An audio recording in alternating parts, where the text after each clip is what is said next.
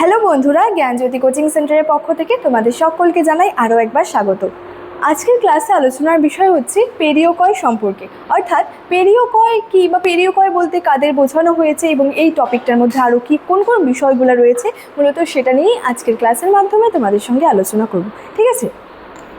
আচ্ছা, আলোচনার বিষয় শুরু করার আগে তোমাদেরকে একটা ছোট্ট ইনফরমেশন দিয়ে রাখি।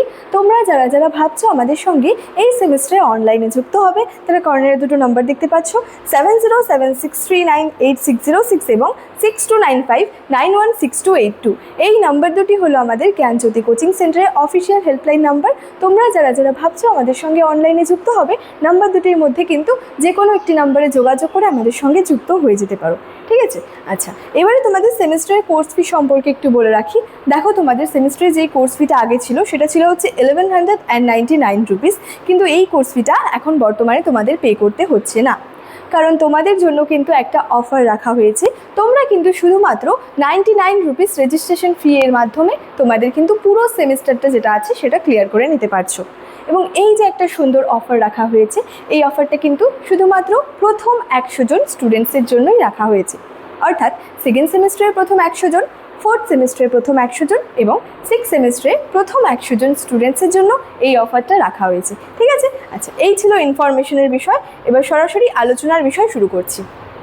দেখো, প্রথমেই বলেছি আলোচনার বিষয় হচ্ছে পেরিয়কয় সম্পর্কে, অর্থাৎ পেরিয়কয় বলতে কাদের বোঝানো হয়েছে বা পেরিয়কয় বিষয়টার মধ্যে কি রয়েছে সেটা নিয়ে। প্রথমত আমরা জানবো পরিচয় এবং অবস্থান সম্পর্কে, অর্থাৎ পেরিয়কয়রা ছিল স্পার্টার পূর্ণ নাগরিক এবং হেলোটদের মধ্যবর্তী স্বাধীন জনগোষ্ঠী, যারা মূলত স্পার্টার সীমান্তবর্তী অঞ্চলে বসবাস করতো বা বাস করতো। তাহলে পেরিয়কয় কারা ছিল?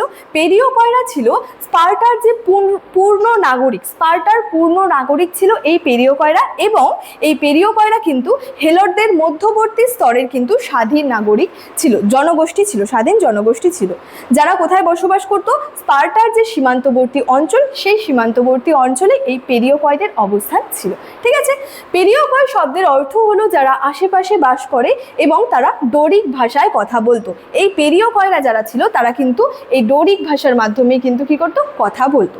এবার আমরা দেখব অর্থনৈতিক ভূমিকা, অর্থাৎ স্পার্টার শিল্প ও বাণিজ্যের প্রায় সম্পূর্ণটাই পেরিয়কয়দের কিন্তু নিয়ন্ত্রণে ছিল। ঠিক আছে? হেলোটদের নিয়ন্ত্রণে কি ছিল?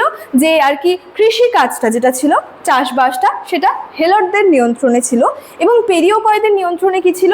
যে শিল্প, স্পার্টার যে শিল্প এবং বাণিজ্যটা আছে সেটা আবার কিন্তু এই পেরিয়কয়দের নিয়ন্ত্রণে ছিল। হেলোটরা কৃষিকাজে ব্যস্ত থাকায় পেরিয়কয়রা ধাতু শিল্প, অস্ত্র নির্মাণ, রথ তৈরি, বস্ত্র বয়ন শিল্পে একচেটিয়া আধিপত্য বিস্তার করেছিল এবং বৈদেশিক বাণিজ্যও কিন্তু পরিচালনা করত। তাহলে আমি যেটা বললাম যে প্রথমে হেলোটরা কি করতো? তারা কৃষিকাজ করতো, অধিকাংশটাই কৃষিকাজ তারা সম্পন্ন করে থাকতো। তো কৃষিকাজে যেহেতু হেলোটরা ব্যস্ত থাকতো, তো এই পেরিয়কয়রা কি করতো? যে শিল্প রয়েছে, অস্ত্র নির্মাণ, রথ তৈরির ক্ষেত্রে, এছাড়াও বলা যায় যে বস্ত্র বয়ন শিল্পে, এছাড়াও বৈদেশিক বাণিজ্যও কি করতো? এই পেরিয়কয়রাই পরিচালনা করতো। ঠিক আছে? আচ্ছা, তারপরে রয়েছে হচ্ছে সামরিক অবদান।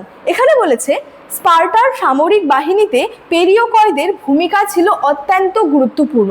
স্পার্টার যে সামরিক বাহিনী যেটা রয়েছে সেক্ষেত্রে এই পেরিয়কয়দের যে ভূমিকাটা ছিল সেটা কিন্তু খুবই গুরুত্বপূর্ণ ছিল। এছাড়াও বলেছে, দেখো, 465 খ্রিস্টপূর্বাব্দ নাগাদ স্পার্টার মিশ্র সেনাবাহিনী বা মোরয়তে পূর্ণ নাগরিকদের তুলনায় পেরিয়কয়দের সংখ্যাই কিন্তু অনেকটা বেশি ছিল, এবং ধনী পেরিয়কয়রা সরাসরি কিন্তু যুদ্ধক্ষেত্রে অংশগ্রহণ করতে পারতো। তাহলে পেরিয়কয়দের ক্ষেত্রে আমরা কি দেখতে পাচ্ছি? স্পার্টার যে মিশ্র সেনাবাহিনী যেটা মোরয় রয়েছে সেখানে কি হচ্ছে? পূর্ণ নাগরিকের তুলনায় কি হচ্ছে? এই পেরিয়কয়দের সংখ্যাটাই কিন্তু অত্যন্ত বেশি ছিল, এবং যারা ধনী পেরিয়কয় রয়েছে, উচ্চবিত্ত যে পেরিয়কয় রয়েছেন, তারা কিন্তু আবার কি হচ্ছে? সরাসরি কি হচ্ছে? তারা কিন্তু আবার যুদ্ধক্ষেত্রেও কিন্তু অংশগ্রহণ করতে পারতো। ঠিক আছে? আচ্ছা, তারপরে রয়েছে হচ্ছে স্পার্টার সাথে সম্পর্ক। এখানে বলা হচ্ছে স্পার্টানদের সাথে তাদের সম্পর্ক সাধারণত ভালো ছিল। অর্থাৎ এই যে পেরিওকয়রা যাদের সম্পর্কে আলোচনা করছি, তাদের কি স্পার্টানদের সঙ্গে একটা খুবই ভালো সম্পর্ক ছিল। এছাড়াও কি রয়েছে যে তারা স্পার্টার বশ্যতা স্বীকার করার বিনিময়ে নিরাপত্তা ও অর্থনৈতিক সুরক্ষা লাভ করেছিল। এই পেরিওকয়রা কি করেছিল, স্পার্টার বশ্যতা স্বীকার করে নিয়েছিল, যার ফলে কি হয়েছিল, তাদের নিরাপত্তা এবং অর্থনৈতিক সুরক্ষাটা কিন্তু তারা লাভ করতে পেরেছিল।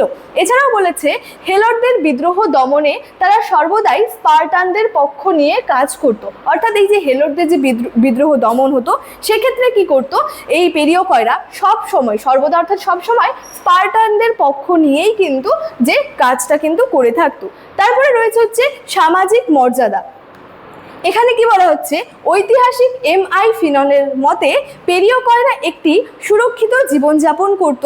অন্যদিকে পল কার্টলেজের মতে তারা হেলরদের ওপর নিজেদের নিয়ন্ত্রণ প্রতিষ্ঠা করে নিজেদের অবস্থায় কিন্তু যথেষ্ট উন্নতি ঘটিয়েছিল। অর্থাৎ এই যে সামাজিক মর্যাদার ক্ষেত্রে কিন্তু যে বিভিন্ন যে আর কি তথ্য আমরা পেয়ে থাকি, বিভিন্ন ঐতিহাসিকের বিভিন্ন তথ্য পেয়ে থাকি, যেমন ঐতিহাসিক যে এম.আই. ফিনল তিনি বলেছিলেন যে পেরিওকয়রা একটা হচ্ছে সুরক্ষিতভাবে জীবনযাপন করত। আবার পল কার্টলেজের মতে তিনি কি বলেছেন যে তারা হেলরদের ওপর নিজেদের নিয়ন্ত্রণ প্রতিষ্ঠা করত এবং তার ফলে কি হতো, নিজেদের অবস্থার যথেষ্ট উন্নতি ঘটিয়েছিল। অর্থাৎ বিভিন্ন ঐতিহাসিকের এক্ষেত্রে আমরা বিভিন্ন মত কিন্তু দেখতে পাই। তাহলে পেরিওকয় বলতে কাদের বোঝানো হয়েছে এবং পেরিওকয় টপিকটার মধ্যে কোন কোন বিষয়গুলো রয়েছে সেটা নিয়ে মূলত আজকের এই ক্লাসের মাধ্যমে তোমাদের সঙ্গে আলোচনা করলাম। ঠিক আছে, ইনফরমেশন ভিডিও শুরুতেই দিয়ে রেখেছিলাম। চলো আজকের ক্লাস এতটাই, দেখা হচ্ছে পরবর্তী ক্লাসে। Thank you so much, thanks for watching.